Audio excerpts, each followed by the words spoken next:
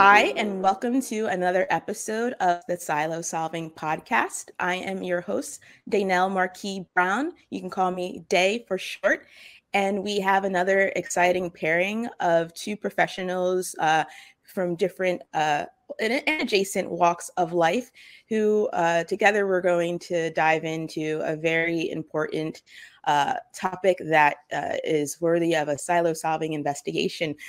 So I want to introduce you to them. I'm going to read you their impressive bios. And so at first, we have Celeste McMickle. She is the Director of Client Solutions for True Certification with the USGBC. True Certification aims to support facilities and businesses in achieving their zero waste goals by providing a clear path to certification using a points-based rating system similar to LEED for those who are familiar with the LEED system, and educational tools such as the True Advisor program.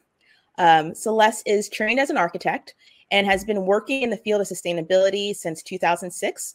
Prior to joining the USGBC, she's worked with Stephen Winter Associates as a senior sustainability consultant and a green rater at the Department of Sanitation in New York on their zero waste programming and with the New York City composting project. So welcome to the podcast, Celeste. Thank you for being here. Thanks. It's wonderful to be here with both of you. Okay. And our other guest is Lily Baum Pollans. She is the author of Resisting Garbage, The Politics of Waste Management in American Cities, and is assistant professor of urban policy and planning at Hunter College in New York. A main thread of her work examines institutional and infrastructural transformation of solid waste systems in U.S. cities and evaluates the abilities of municipalities to influence consumption. A second set of ongoing projects that she works on examines urban food systems and food waste, and she explores the consequences of technological, social, economic, and ecological aspects of urban food provisioning systems. So welcome to the podcast, Lily, as well. Thank you so much. It's great to be here with both of you. And so as each episode goes, there's a theme topic that becomes like the starting point for the three of us to discuss and brainstorm upon and problem solve.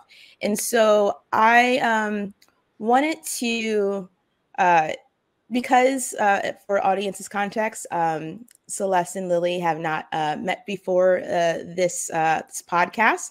And so often when you meet someone new, icebreaker is a helpful way just to like get the conversation going. So what I want to do is,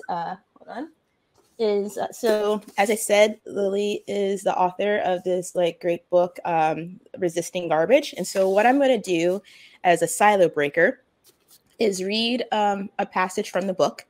And Lily, as you wrote the book, I'm going to ask you first to respond to what I'm about to read. But Celeste, if you can just listen to the passage, listen to what Lily is saying, and then jump into the conversation from that standpoint through the lens of your role and work with True. Yeah, that's great. And I'll just say that although I haven't had a chance to meet Lily, I am familiar with your work, and it's really exciting to get a chance to discuss it together. Yeah. So. Oh yes, this is awesome. Yay! Awesome. You don't read the book, but this is going to be a good primer for that. So this is great. Thank you for sharing that. Okay, so I'm going to read this entry. It says, understanding municipal wasteways is useful for a few reasons. One is that cities have become a critical scale for environmental governance. Waste management is a critical link between cities and the global extraction, manufacturing, consumption waste chain. Looking at recycling rates alone masks a great deal of innovation and radical action that is happening at the city level as municipal governments shift into new modes of environmental governance. Wasteway analysis can reveal the kinds of institutional innovations occurring at the local level that challenges resource regimes, material flows, and the relations of the consumption economy. So, Lily, just hearing that random passage that I pulled up, what does that bring up for you? Questions, thoughts? I guess, I mean, what that piece brings up for me is just like how important the big picture is when we're talking about waste systems. And like one thing that I run into constantly, you know, from in all, you know, whether it's in my classrooms or working, you know, with professionals outside of academia or even other academics who I like are really, really smart in some ways.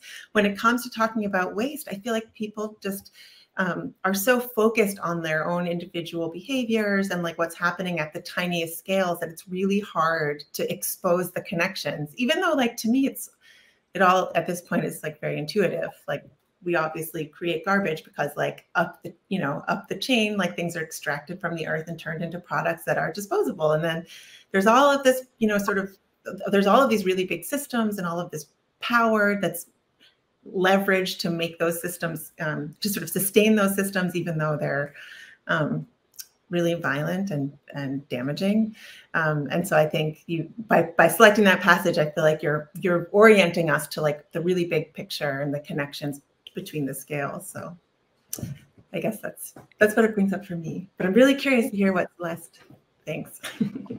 Yes, I mean, I agree with what you said about the systematic aspects of the industry. I think it's one of the things that's the most fascinating about working in this world is you just really see how, I don't know, the like waste industry, or I like to call it more like the materials management industry, I think in so many ways is like a microcosm of like all the issues we're experiencing in society, right? Because it has huge health implications, it has huge social implications, it obviously has huge environmental implications. And you kind of see like you can manifest kind of in the actual like waste materials that we're looking at of like a lot of the societal challenges that we're working through today. So it's really interesting. The other thing that stood out to me about specifically that passage was a line that mentioned something about like only looking at the recycling rates themselves don't necessarily tell the whole story. And for me, that's a big part of the work that I do with the U.S. Green Building Council is we really focus on a program that deals with upstream solutions. And there's a lot of conversation happening about upstream right now with regards to materials management and resource efficiency. And I think that that's a really exciting opportunity because it's true, if we only look at the recycling itself, we're missing the opportunity to capture a lot of those innovations that might be happening with like reuse systems or repair systems. New York just passed the right to repair bill, which is a really exciting opportunity that I think is going to lead to a lot of innovations in that space. And there's a lot of good things to come. So yeah, just excited. I think we're at a really cool precipice of a lot of change happening for the circular economy. And I think the conversations that are happening around it are really inspiring. And, you know, we're not there yet, but we're moving in the right direction, or at least we're starting to think about how we could move in the right direction. And that's a good thing. Thank you both for that. Celeste, could you explain and break down for the audience what is true in its true essence and its acronym, and just talk a little bit about the work that you do? Yes, absolutely. So I'll maybe start with a slightly bigger picture, which is the organization that I work for, the U.S. Green Building Council. We are a 501c3 nonprofit, and we are actually a global organization, even though U.S. is in our name. And what we do is we very specifically work within sustainability systems to develop standards that allow clients, which could be corporations, which could be architects, which could be developers, all manner of folks that are working within the sustainability space to implement rating systems and standards that verify an environmental compliance. So Day, you mentioned the LEED rating system, and that's probably what we're the most well known for. LEED stands for Leadership in Energy and Environmental Design, and it's the kind of preeminent green building standard, I would almost say globally at this point, that defines what it means to design, build, and operate a green building.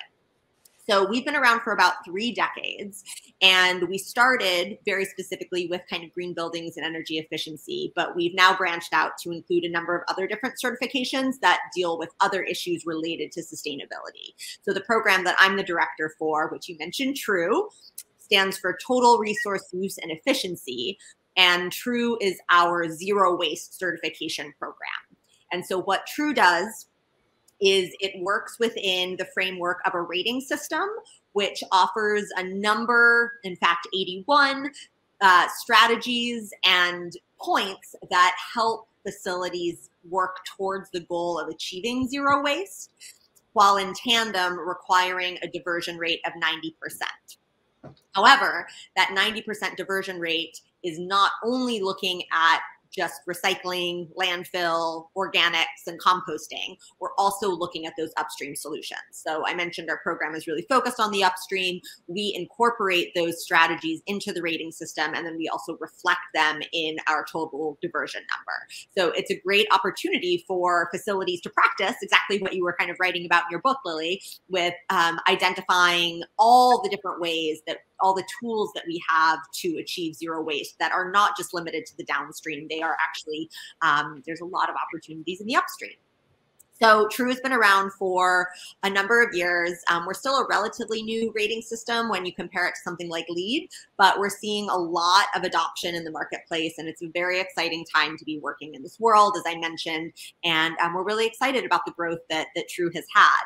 I know Day has had some personal experience with it, because in tandem with having a certification available for buildings and facilities, we also have a professional individual credential called the TRUE Advisor, which both trains and then demonstrates an individual's knowledge and performance as it relates to zero waste understanding.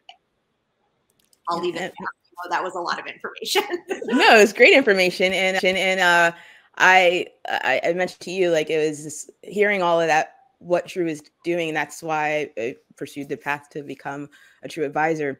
And so I want to, so thank you for that, like, kind of like macro introduction into TRUE. And I want to kind of tie, I'm going to make like a bridge between what TRUE does and also the work that you do, Lily. And so TRUE certification is for built environments across the spectrum of industry. So you whether it's manufacturing, like food, retailers, there's like 12 different sectors of spaces, and as well as events. But that is a kind of a, I mean, that's a massive entity to implement a zero waste system. Lily, what your work does is from a different approach of looking at the governmental system aspect when it comes to waste management. And so I want to kind of like create just like a thought stream bridge for you to kind of talk about waste management. And for instance, with your book, you were focusing on, it was like a case study comparative between Seattle's waste management system and Boston, and what you may see as the importance of at the city level, the state level, and the individual level when it comes to waste management and how that may all come to play.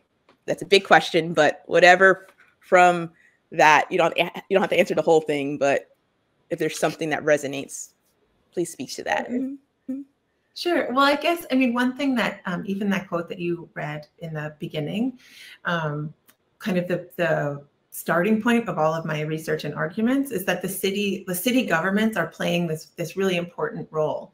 And I mean, from the point of view of an individual resident, it matters because like that's the work that keeps garbage out of cities. Like that's what keeps cities clean and what we consider to be sanitary or habitable.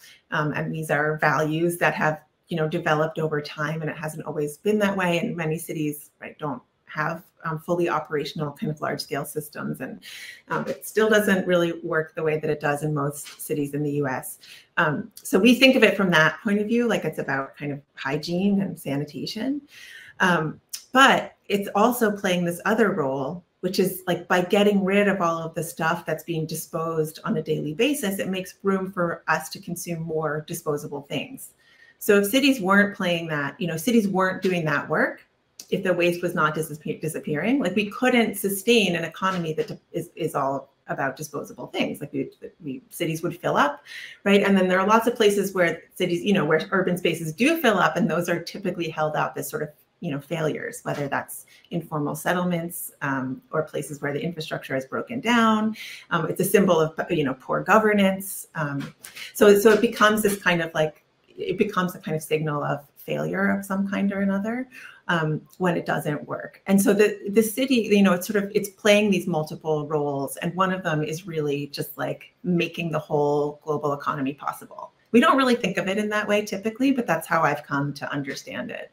But at the same time, city governments don't have that many options. In the United States, you can send waste to a landfill, you can send waste to an incinerator, you can recycle it, although most things that you recycle may end up disposed somewhere else. You can compost, or you can keep things out of the waste stream to begin with. And that's the hardest thing for cities to do. That's like the hardest angle because they don't have enough resources.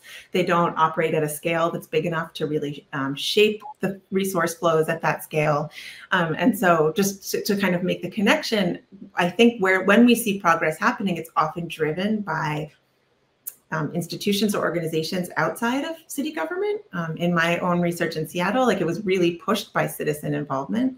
The interest, the city, in fact, developing an interest to think about waste reduction. It started with a push, a push from citizens, and then the city adopted that set of values and has really invested much more than most other places in that side of waste management over time. But I think that organizations what you're a part of, Celeste, those have become part of the kind of pressure ecosystem that works to offer new solutions and to create incentives for to kind of demonstrate what's possible, that gives city governments a kind of field of ideas, places, a place to look for other possibilities. And I think that dynamic is become increasingly important as governments have been defunded over the last 30 years or so. So whereas like a municipal government might at one time have had a budget for innovation and experimentation, most city governments don't have that anymore. That's a bigger political question that we can talk about. But I think now it's really, really important that there's organizations outside of city government that are doing that research, that are demonstrating those possibilities and kind of offering them as a policy possibility, which is it's really essential, since cities for the most part can't do that themselves. So just as an anchoring point, so the name of the podcast is called Silo Solving, a play on problem solving for the various silo challenges. And so silo, that means situations of like siloed communication and collaboration within organizations. That could be siloed thinking, of only thinking within one frame of thought. And so the idea, the invitation is to think outside the box, to be more innovative and problem solve. And so in the context of silo solving for waste management challenges globally, in this conversation, surrounding it more in like the US model, what do you, and feel free to jump in, it's like an open question, where might you see, or where do you see clear silos when it comes to waste management in America, and perhaps where there can be bridges to break down those barriers? Yeah, I mean, I think that both what Lily and I are sort of representing, or the backgrounds that we have, are actually a really great example of that, because I'm coming at it more from sort of like the corporate, or at least the business perspective. Those are the main types of organizations that I work with. They're going to be institutions that have set forth zero waste goals that are not necessarily like mandated at all by requirement by government or anything. These are all totally like voluntary goals that they're trying to achieve. And it might be in line with, a carbon setting goal or an ESG goal or some other sort of like larger environmental social issue that they're trying to tackle. But that's the majority of the work that I'm involved with. And then what Lily is kind of, working towards or working with is really coming at it from that like more municipal system. And I do think I've really noticed in working with this that those things are really siloed. I do think there's a huge opportunity for that connection. And we've even seen this in a couple of examples, like Seattle is a good one. I know we've done some work with the city of Los Angeles, and the city, Austin, Texas is another one, where we've seen cities that have really clear zero waste goals. They could potentially include something like True, wouldn't have to be exactly True, but something similar to it, that would, be an incentive for businesses that operated within those cities to be able to help those cities get towards those zero waste goals by offering incentives or programs or other opportunities to their regional businesses to help them move in that direction. I think a lot of times, and Lily, you even mentioned this, we really do focus on sort of like the individual, and we'll even see that on Instagram, right? Like people living zero waste lifestyles and all these things, which is super important. And I absolutely advocate that that's a great thing. But on the larger scale, when we start talking about the generators of like waste, businesses are going to be like by and large like a huge contributor to that. And so I think oftentimes municipalities are pretty focused on residential waste, which is super important, but there's also going to be the commercial waste that it needs to be solved as well. And so I think that's like where I see a lot of the link between what we're talking about is something like a program that helps a municipality get towards that goal of zero waste by offering something like a program like True. And we've seen some really good examples of this. I'm an architect, and so I really actually do come more from like an energy efficiency green building background, which is how I got involved in this world. And this is an example that we've seen governments implement on pretty large scales, actually, globally, but certainly in the US, where they are driving, especially if it's like a utility or something like that, they're driving to reduce energy and other costs associated with building operations. And so there's huge incentive programs that are available to buildings that implement programs such as LEED or Energy Star or other energy programs. And then those buildings in turn are going to receive reductions as tax credits or permitting or something like that. So to me, I really see the next stage of implementing a lot of these zero waste goals is some type of a similar relationship between the municipality and the government system and helping the businesses actually like incentivizing them to get to zero waste. Because I mean, at the end of the day, a lot of this comes down to economics and cost. And I think that there's a lot that could be done to really help push things in that direction. Yeah. So in some ways, you're kind of pointing at the divide, the public sector, private sector divide, and like the residential waste, commercial waste divide. And there are all these ways that we've compartmentalized the systems.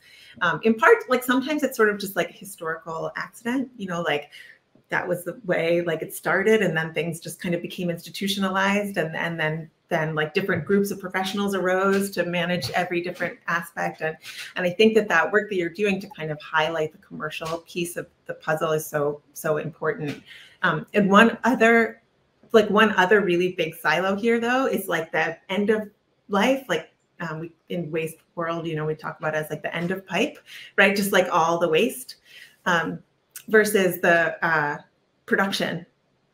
And so much waste is generated in production. And it's not just like, not just solid waste, but like entire, there was just sort of the protests in Germany around an entire town that was sacrificed for coal mining. There's like, there's so many ecosystems and landscapes and places that have been destroyed in the name of production, whether it's for, clearing Amazon for beef cattle production or, it's just, it's endless. We're doing deep ocean mining. It's like every place on earth is touched by this system of extraction. And that's completely siloed from this. This is sort of what I was getting at in the beginning, but that's completely siloed from these little kind of questions of solid waste management in cities. And so I think, and actually, Celeste, like some of that work that you're doing, thinking about circularity and like thinking about reducing consumption, like those are ways of knitting, of breaking down those two silos. And I do think, from my work that divide is probably the most, that's the most important thing. That's the most important wall to break. We have to understand the link between the waste and the production and the extraction. And that's the more that our policies and actions can be cracking that divide, the more we can actually make a difference at a kind of global scale. And I just want to add, that silo is not accidental. That silo is entirely constructed and maintained by corporate interests that don't want us to be thinking about how the plastic was made in our iced coffee cup, and they don't want it's if we start to think about that, that's that's what creates political action and political agency. So there's been a lot of work and investment in telling stories about the things that we consume that hide that, that build that wall and keep that wall. So I think, anything that we're doing in the policy side that's making the linkages, that's actually not just incentivizing businesses to manage their waste better, but actually, and I don't think this wall can be cracked through with incentives. This is an issue of regulation. Certain things just have to not be possible, or they have to be made so expensive that nobody wants to participate. And so I think that this wall is this silo has to be cracked with more force. Yes. Really, that brings up a question of, I have many questions as I'm listening to both of you speak. So when it comes to, you're saying it can't just be with incentives. And so there's talks that haven't been ironed out about taxing corporations with carbon tax, et cetera. But I saw, I came across you had wrote an article of, about some cities who have pay-as-you-waste programs, which are focused on individuals. So I guess it's a question out of curiosity, if there has been talks about kind of a waste tax on the corporate, or are we at a level yet that there's not as much awareness for this at the citizen level to even demand that? That's a great question. And I would say, there was a moment when there was lots of talk about that historically, and I'm actually doing some research on it now, so I can only tell you half the story because I haven't finished the research and I don't know the other half. But in the sort of late 1960s, early 1970s, there was a lot of conversation at that time about taxing disposable things, and changing not the incentive structure at an individual level, but changing the kind of incentive structure of the entire economic system, to make disposable things, to kind of incorporate the cost of disposable things onto the price of the product. And so New York City actually proposed a packaging tax in the early 1970s. And at that time, it was also just because the city was bankrupt and they needed revenue streams. And solid waste was becoming an increasing part of the budget. And so this seemed like a kind of way to solve two problems at once. So they did it, but immediately there was a very well-organized corporate response. The city was sued. They went through this very elaborate legal challenge that basically, it was under the, I can't even remember all the legal argumentation, but basically it was deemed in the end unconstitutional because plastic was singled out, and it was, it wasn't fair protection under the law. And so they had to, the tax was canceled and no one ever tried it again. Until very recently, where we're seeing there's a sort of a version of that with the container deposits, and sort of a version of that with some bag taxes and bag bans. But I would say basically what happened was people tried it, and the corporate response was so strong that cities basically decided it wasn't worth it. The legal fights were going to be too expensive, and it wasn't going to be worth it. I think that and we're still seeing that with the right to repair laws, which are amazing. But now we see the auto industry kind of lining up ducks in a row to fight against those laws. And there's just so much corporate value on the line, which is why I say that we need to, kind of legally, there has to be much more ironclad kind of policy response. And Celeste, none of that is super surprising to me. you know, for some listeners that might be aware of this, but for those that aren't, you know, this is kind of how this history that goes into regulation is basically how we've found ourselves in the current situation with recycling, because especially in the 70s, 60s and 70s, around kind of like the evolution of like Earth Day coming together and everything like that, recycling was a big topic back then. And there was this idea that corporations should be responsible for the management of materials that were being put out in the world. And because of all these pushbacks, there was a huge campaign to put the onus of the responsibility of recycling on consumers. And I think that's still the way that we think about it today for the most part. I mean, it has been an unbelievably successful campaign to really redirect that responsibility away from the producers towards the consumers. And it's a really fascinating conversation because, I don't know, when you think about it from a use perspective, it's like all the consumer really wants is the product. We don't want the packaging for the most part, right? I mean, there might be some exceptions to that with like really nice packaging or something, but for the most part, you want the product. You don't care about the packaging at all.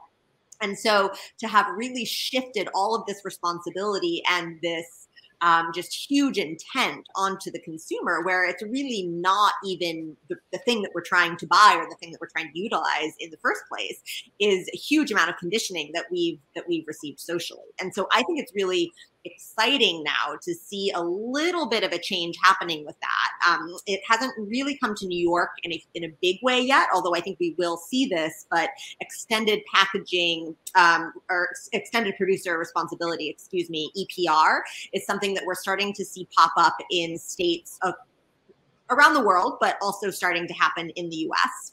And so like Oregon, Maine, a couple of others have now passed these EPR laws that are going to shift the responsibility of maintaining the recycling and the processing associated with packaging from the consumer to the producer. And that's a huge change that's happening. And yes, we are starting to see it just a little bit with, like, you know, we have the bottle bill, plastic bag ban, but I do think New York specifically is going to start seeing, we've already seen some proposals for it, nothing has passed yet, but that has been made an intention for the current coming year for there to be an EPR legislation that goes through. And so I think that's going to be really interesting, and that's a huge opportunity that we have as an industry to really start tackling this problem. And I just want to say that I do think it's kind of like a unique moment in time for this to happen too, because I think in the previous decades, there's been a bit of a huge divide and even, like, to a certain extent, animosity between sort of like the public concern and corporate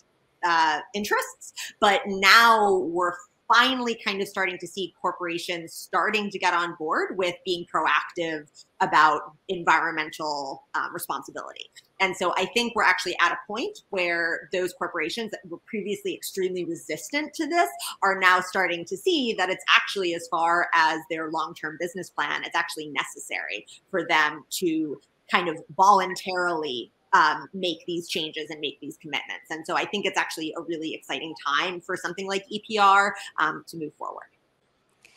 So I had, Lily, I had mentioned to you how I came across your work. I was at I went to a historian conference and found myself in the silos of history, bouncing from one session to another, trying to put the puzzle pieces together, because I was interested into the social aspect of so it wasn't just waste management and like circularity that I had my ear out. I had my ear out for many things, but you both have mentioned social, and particularly as of this past week, because of like what's happening in America, there's in Memphis, like I cannot not like think about it or not bring it up, because I've thought about this before. Hence I was hopping around the silos at the conference. So the day before Martin Luther King was killed, he was marching with sanitation workers, and I was at a labor. There was like a track in this history conference of like labor history in addition to other types of history, and so I just really got like fascinated by hearing these like labor histories that hadn't heard about in a while, and I so it raises the question to me in the dialogue that I haven't really been hearing so much in the narrative of like, so there's the corporate aspect of waste management and volunteering. And then there's a governmental of like issuing the laws, and there's the individual. But when it comes to, I personally haven't heard as many conversations about the labor market surrounding waste management and creating the circular economy. And I was looking, I wanted to read a passage that, so this was a couple months before he was assassinated, that Martin Luther King was, the blueprint for life. So I'm going to read it and then ask my question. It's so he was giving this to, the context for this speech was he was speaking before a junior high school in Philadelphia on October 26, 1967. It says, "If it falls your lot to be a street sweeper, sweep streets like Michelangelo painted pictures, sweep streets like Beethoven composed music, sweep streets like Leontyne Prince sings before the Metropolitan Opera, sweep streets like Shakespeare wrote poetry, sweep streets so well that all the host of heaven and earth will have to pause and say, here lived a great street sweeper who swept his job well. If you can't be a pine at the top of the hill, be a shrub in the valley, be the best little shrub on the side of the hill." And so there was like this context that the job of a cleaner, a waste, like a porter, had like a connotation to it. And so, and that's not just for like, I'm not saying that all, just one group of people was a waste worker in like the 1960s, but I do want to talk about the connotation of what it means to work in the actual waste, and how perhaps that perception and that system has also too been perhaps a part of the puzzle that is making it harder for people to like really be like, okay, let's roll our sleeves up. I'm going to like innovate waste management. Like, it's just like, how do we change that historical, like correct the historical narratives with fixing those problems, but then get, like, for instance, like with the True like system, and how that gets like companies and employees excited to make a real big impact through their business. Like, how do you create a labor market and intrigue people to be like, hey, I want to go into waste management? That's a heavy question, I know. I'm like, that was awesome. that is like a really, really awesome question. I mean, it brings up so many thoughts. Celeste, do you mind if I just start talking? You interrupt me, please, both of you feel like you interrupt me. But I just love what you're weaving together here, because it brings in so many aspects beyond the kind of technocratic policy questions that we've been thinking about. I mean, there's like in waste, anything in waste in the US is so laden with questions of space and race and class and prejudice and segregation. And those are just like so imbricated in the questions of waste management that it's hard to separate them. And just listening to you, I was like tearing up a bit about, I think I've heard that before, but not in a very long time. And I think one thing that we really fail at in the US is just like dignity at work. And I think that that's like really fundamental to an economic, like the US economic system. And the 1619 project kind of exposed the roots of that a little bit, just like the sort of deep extractive violence of the way that capitalism has evolved in the US context it's so racialized, and it's so deep. And the kind of connection between race and labor and what is considered dignified work that will be fairly compensated and what is not, like that goes all the way down to the bottom of our system. And I think, one way globally that waste workers have, there's been really great examples of waste system innovation that's been driven by labor, often by informal laborers who have come together, demonstrated the significance of the work that they're doing at the municipal scale, and won really significant changes. And the places where I think we've seen some of the most dramatic waste system innovation are those places. And it's the knowledge and political power of waste laborers that drive those changes. And there's really interesting examples in Latin America. There's really interesting examples all over the world. where we see this happening. And one thing about the US, I mean, not only do we really take waste, the labor that it takes to, that hygiene work is really undervalued and workers aren't compensated fairly, but we also don't take the laborer's knowledge seriously when we start planning. And that happens again and again. I mean, I'm seeing it kind of in New York right now, right? Like big policy changes are suggested. Nobody thinks to speak to the people who actually do the work. And that is going to be a problem every time. So I think like there's so much in your question, Day, and I can't. No, I have a tendency to think a lot, so don't ramble. Like I don't have enough power to piece it all together, but I do think you're getting at the whole structure, the whole foundation. Yeah, I think huge. And I mean, it's particularly of importance. I mean, it's important through every industry, but exactly what you said, Lily, about how like waste and race and segregation are just inextricably linked, and they really always will be. It's a huge issue that is like very connected to urban planning issues as well. When we look at the way like redlining affected a lot of the way our different neighborhoods are segregated, especially in US cities, and how primarily when we look at the placement of things like landfills, transfer stations, collection facilities, they're almost always located, I think like 90% or in the 90 percentile range, located in proximity to communities of Black and Brown and other people of color. And so it's just really it's just a hugely contributing factor, because all of these spaces that have landfills and have transfer sites, I mean, it impacts the wastewater, it impacts the air quality, it impacts all of these things that have a really detrimental effect on people's health. And then when we look at the providers that are actually offering these jobs and that are actually offering these services, a lot of these positions are also held by these communities that are already disenfranchised or, underserved communities. And so there's just a very interlocking and overlapping series of injustices that happen in these communities that are really specifically tied to waste. And so, of course, it's also like just feels so important that those communities would have a say in this, right? That they would not be excluded from this conversation when they are, in fact, the ones that are feeling the effects more than the general population. And so, I don't know. I hope we start to see that a bit more. I mean, I want to be optimistic. I know in our program, we really place a lot of value in like working with the janitorial staff and like not excluding them from the conversation, because they're a huge part of the work that's being done.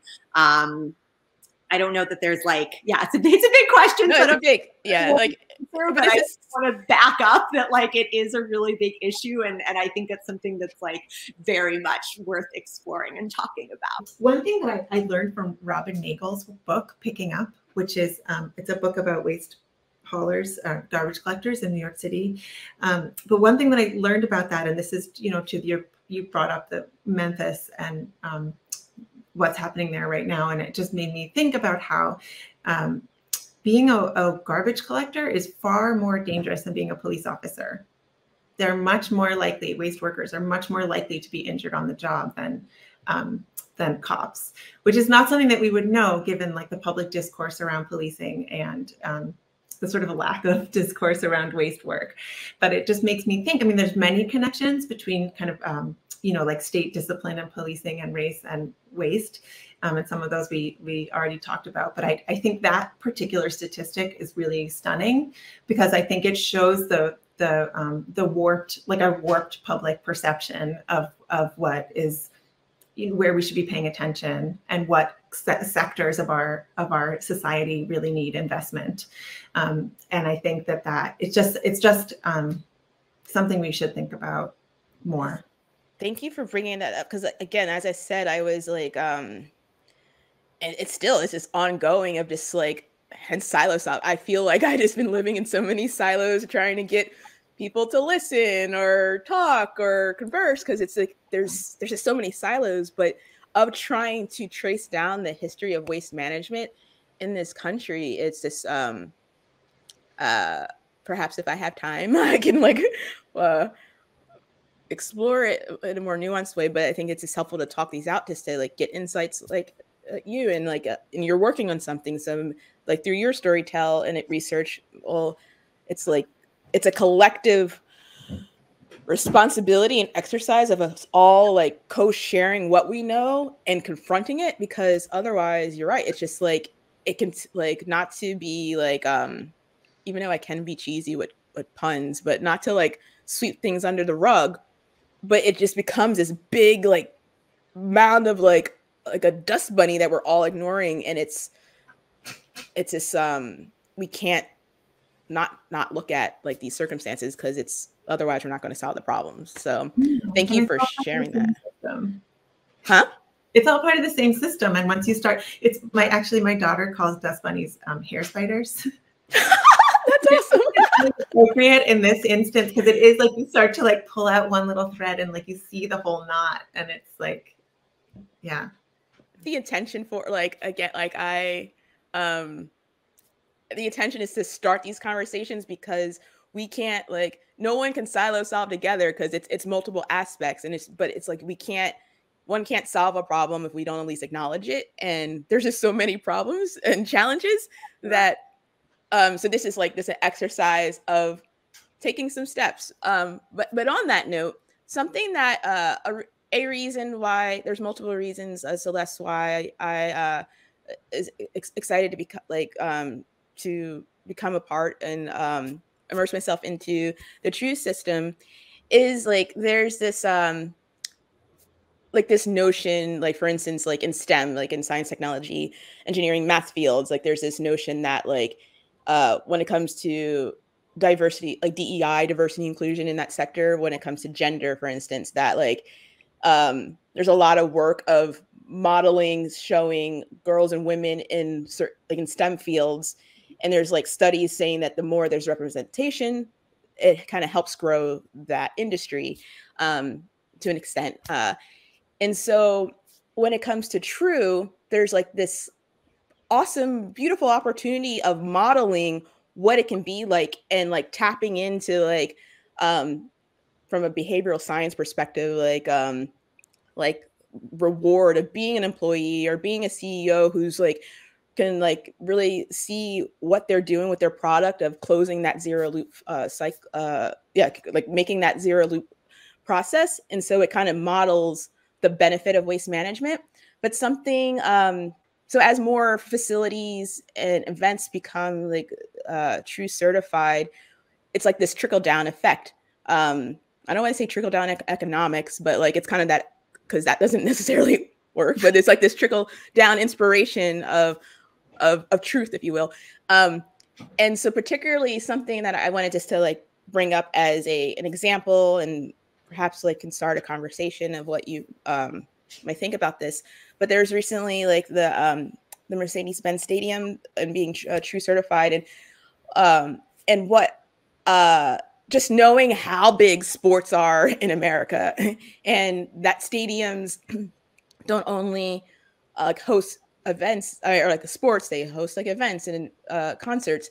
The amount of people who are going to be walking through that stadium, and by default, because if it's a zero waste site, will learn zero waste. Then they go back home and be like, you know, I learned something new. And it's like the more that we model ways to do it, and it does seem like it is from the individual to the business, like then to the government up, it seems like that seems to be the way that's been working, the more change that we can make. And so I guess what I'm basically just saying is more of a it seems like true is creating like is being a silo breaker by changing the system and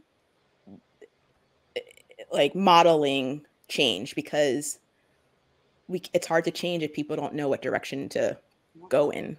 Yeah, totally. No, thank you. I mean, appreciate the thoughtfulness there. And certainly that's what we're striving to do, right? That's a huge goal of the program is to support that, and that there will be that trickle down effect. You know, I think we talk about that the same way when kids learn about like recycling and composting in school, then they go home and like tell their parents, right? And then it kind of gets the whole family on board. So it's the same thing with hopefully a lot of our facilities or the attendees that are going to these facilities, that they see that in action and then they actually implement it, not only, you know, when they're at that specific facility, but that they bring those concepts with them.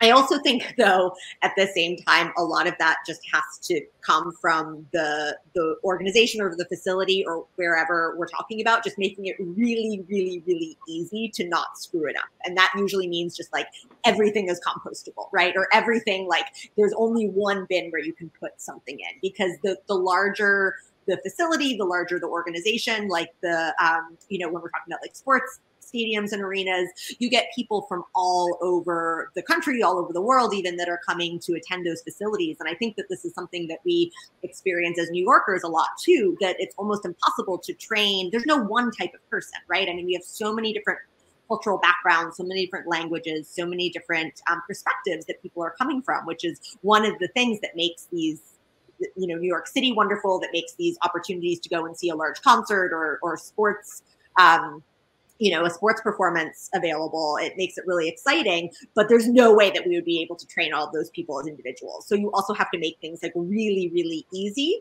so there isn't too much opportunity for someone to think about what they're doing and make a mistake. So yes, and.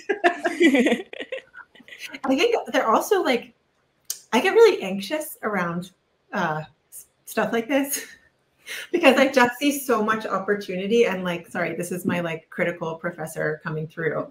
But like, there's so many opportunities for greenwashing, right? And then it's like, if you're creating these massive kind of institutional settings where everything is compostable, you're still relying entirely on disposable things. And like, who knows if the back end technology is going to work, right? A lot of times it doesn't. And like a lot of compostable plastics don't actually break down into a soil amendment. And a lot of the things that are going in there, like maybe so laden with other chemical, you know, sort of chemicals that like maybe it will break down, but maybe what results is just like filled with forever chemicals. And then we're still relying on all of that extraction and production upstream. Like we still need to, you know, we're replacing food corn with, you know, kind of corn that can be turned into plastic, right? So that's not necessarily great. And like maybe it's just, we're just like, it's just a kind of substitution of a product that doesn't actually solve anything. And that's where we see the silo between production and waste like really rearing up. And then like that stadium can use it in its, you know, can use that, you know, they can sort of still use it for their corporate image and like make it look like they're really interested in progress and that they're doing something that's like really environmentally progressive, but like it's not, you know, it just looks like it. And we can tell great stories about it, but I see that happening kind of, I just see it's just so widespread that it makes me feel, I just get like a little heated because I'm like, I don't think, you know, it's like, how can we make that transition actually into something that would change people's minds and lives and not just go home and be like, I'm going to buy compostable silverware instead of plastic now. Yeah, no, reusables are obviously like the clearest kind of like only pathway forward. Like switching over to, an entirely like bioplastic, that is not the solution. We need to be operating more from the place of a reusable economy. I 100% agree with that. And Lily, like, I mean, I'm a fan of like, I think that people should like speak more off the cuff more to like really get at the thing, because it's like it adds to the conversation and exploration, because you raise a valid point, and just tying it back to like the true system, and like there's various degrees, and like so like shelving like the stadium as an example, just talking like why programs and having kind of like those checkpoints are important, because there's a spectrum of players in the field, but there is a so there's various, as Celeste mentioned, there's various like points that one needs to accrue in order to get the various certification levels. But the individual who's applying for the certification and or like a combination with like, the true advisor helping them to identify this is like basically creating a zero waste strategy and working with like their vendors. And from like a financial aspect, like there's financial institutions, for instance, who there's this term of like scope 3 materiality, and being like basically tracking where does all their materials come from. And it is work, but it does need to, like, by having that awareness and mindfulness of everything that you just brought up, to be like, hey, you are like if someone has like, or a stadium, a venue has like a food program, working to make sure that it's not just like, okay, it's going to go in this type of bin and then we're done. It's like, no, where is that bin going to go afterward? Who's picking up your trash or your composting, and what farm is that going to? So it is like this, the way to do it properly and the most effectively and efficient is to iron out like all of those things in the system. So that brings up another question that is, it kind of expands, because Celeste, you were talking about, you mentioned composting, and Lily, I had read that you another part of your work is in food and in urban systems. So that kind of is like an extension of like, okay, materials and waste get like generated on site, and then what happens in like the silo between waste management and agriculture and like and food systems in the country. Like, so if to kind of like pivot the conversation, if you see something to grab onto on that notion of the life cycle of the zero waste offsite. So from composting into the community or into a local farm, like what are those type of dynamics when it comes to waste management and zero waste management? That brings up for me is one of my favorite organizations in New York City is called BK Rot. They're a composting startup. And I just learned this recently because I kind of by accident became acquainted with one of the people who was on the early founder of BK Rot. And she told me the whole story and how it was a bunch actually of Occupy activists that had gotten together after Occupy, and this was like kind of what they wanted to do next. And it started really, really small, and it was about kind of connecting the composting activity with urban farming. And they have a huge compost site now, and they do growing. And I think like it's a cooperative. So it's sort of like, it's a transformation all the way through. So it's a worker-owned cooperative that's collecting the compost from local businesses. And then actually, they collect the food scraps, they compost them in windrows, and then I think they actually are using some other technologies too now. And then they use it. They use the dirt. And I think and it's really, so it is like quite circular, and it's really grounded in the community, and it's a worker-owned cooperative. So people it's dignified work, and it's well compensated, and it's like it's a business model that's like really antithetical to the way most kind of corporate waste businesses operate. So I just really love that example because I see the threads connecting. And what I think is the most beautiful about it is it was just, it was like it started so small with kind of activists with a big vision, and it's been, sort of grown into a thing that exists and is part of our waste management system in the city now. And I really love examples like that. I wish everything worked that way. Thanks for sharing. Yeah, I love composting. I mean, it's one of my favorite topics. It's how I got involved in this work. Actually, I kind of switched from architecture to composting, actually, which like working for the project as an educator. And my parents were kind of like, I'm sorry, why did you quit your job doing architecture to do composting again? But it was just, I mean, for me, it's always been such an incredible example of a closed loop system, because it's like, I also studied permaculture, which is a really fun area of study. And one of the principles of permaculture is that the problem is often the solution. And I really think of that when you think of composting, because, you have this issue, right? Like, we have like smelly, rotting food in its like worst form, but actually like it can be transformed in this incredible, usable, super valuable product that actually helps us solve a lot of the challenges that we're working with today. And when we talk about jobs and when we talk about kind of like the green economy and yeah, the dignity that it's associated with it. I mean, I think that community composting is kind of one of these incredible opportunities that we have to engage the community, engage the public, help with education, help bringing people together. And it's beautiful. And it's really exciting to see a lot of different examples of that across New York City. We also have composting at different scales happening specifically in New York City. You know, we kind of have these like individual, like small community gardens that might be doing it. Then we have great examples like BK Raw. Then we have kind of the New York City Compost Project, which does a lot of like education and resources. And then we now have developing a more municipal pickup system for maybe the folks that aren't quite as hardcore and want to like bring their compost to a specific place. So yeah, I really see composting as like kind of a huge essential element of our path forward when we think about the circular economy. About 30% of everything that we typically like throw away is can actually be composted. So it is obviously a huge piece of the puzzle when we think about the materials management sector. And yeah, it's a great thing to get connected to if you haven't already. And I mean, it's just, you know, one additional thought on that is that like food is different from a lot of our other consumer products because we can change how we make it, but we need it. Like that's one area we can't like degrow how much we eat. Well, maybe a little bit, maybe a little bit, but for the most part, like nutrition is not a sector where we don't like want it to exist anymore. Like I think that there's like lots of sectors of the consumer economy that could like just like not exist anymore and everyone would still be fine. Like food is not like that.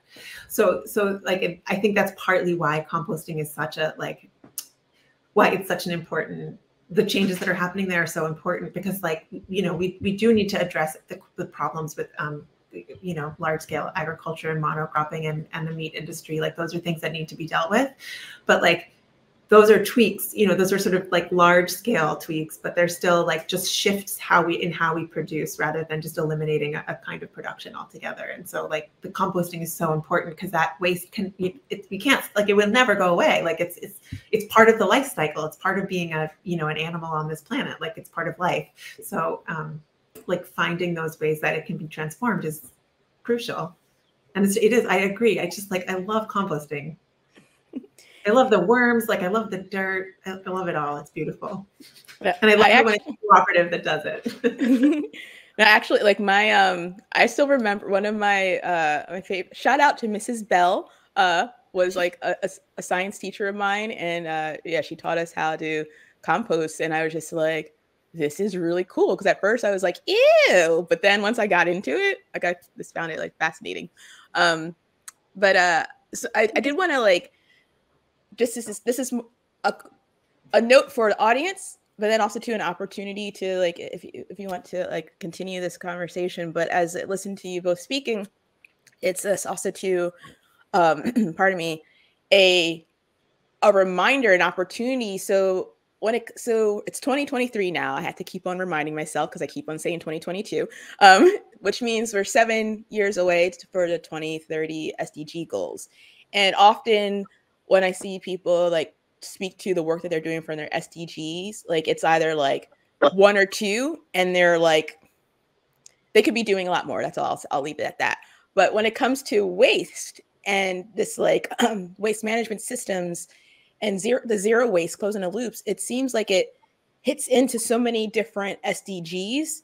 And I just wanted to, like, as a reminder, just so that people are aware, like, oh, like if we really, by focusing in on one's like zero waste plan, you can like help with like, it's helping to work towards addressing climate, because waste that goes to the landfill turns into methane, which is more like, it's like 25 more times potent than like carbon. But then if you like are using composting and it goes into the food system, then that goes into other SDGs. And so it just seems that like the area of waste, zero waste, closed loop, is an opportunity to break down multiple silo walls if it becomes into our consciousness a little bit more. So that's just more of a comment. Anyway, this is I do hope that yeah, this is just part of my attention of just like, even like by So I've been trying to not have like to make each episode of the podcast as broad as possible, so that way it's perhaps easier for audience members or like who's engaging with this to perhaps see themselves in it. But something like waste is broad, so it's regardless of what industry, like waste is like a part of it. And so I just want again to say thank you for contributing to helping to like shed some light and prompt questions, because that's the process of solving. You have to ask questions and ask different questions. And so I hope that listeners and readers are able to take away some things from this conversation. And like I said, like when my stash with like with the resisting garbage, this being like a case studies on two different cities, and just continuing this work, and that there are, if one seeks, we can find the clues, but it's more helpful to break down the silos if we bring our what we know together so we can better figure it out together, because otherwise, yeah, we're just in a landfill of just like a wasteland or like an echo chamber, and like we don't want to continue to live in that way. Well, thank you so much for joining the podcast, and I look forward to continuing this conversation with you all. Thank you for having me. Thanks for having me. Your questions were really beautiful, Day. Thank you so much. It's really a joy to have a conversation.